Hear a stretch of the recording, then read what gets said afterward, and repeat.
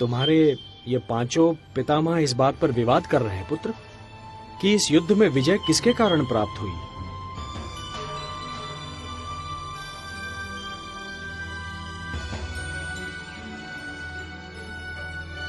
सोच समझकर उत्तर देना पौत्र। ना जाने किस आधार पर आप सब अपने आप को इस युद्ध का नायक मान रहे हैं।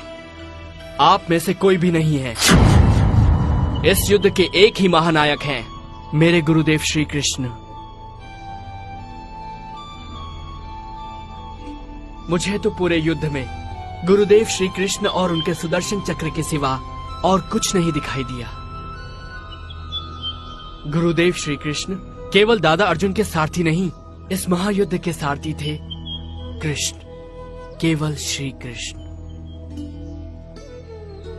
हे वासुदेव, हे केशव, हमें क्षमा कीजिए। अहंकार विवेक का शत्रु होता है।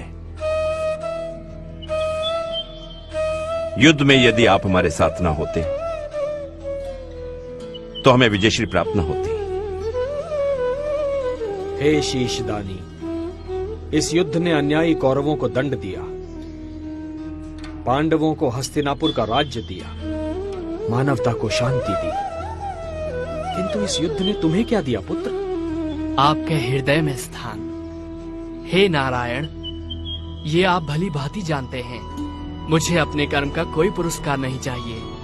हे निष्काम कर्मयोगी, तुम्हारे कर्म का पुरस्कार तो मैं तुम्हें दूंगा। कलयुग में तुम मेरे ही नाम से जाने जाओगे और मेरी सारी शक्तियां तुम में निहित होंगी।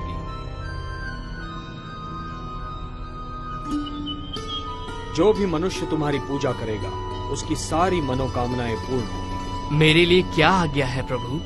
पुत्र, कलयुग का प्रसार बढ़ते ही तुम खाटू नाम के स्थान पर प्रकट हो जाना। वहां की भूमि अत्यंत पवित्र और पावन है। खंडेला का राजा अत्यंत धार्मिक प्रवृत्ति का है। जब तक यह पृथ्वी है पुत्र, जब तक सूर्य चंद्रमा है, जब तक ये सारे नक्षत्र हैं, तुम लोगों के लिए पूजनीय और वंदनीय होगे। तुम्हारे शीश की पूजा होगी पुत्र। तुम शाम नाम से जाने जाओगे और हारे का सहारा बनोगे। ओम नमो भगवते वासुदेवाय। कीर्तिमान भव।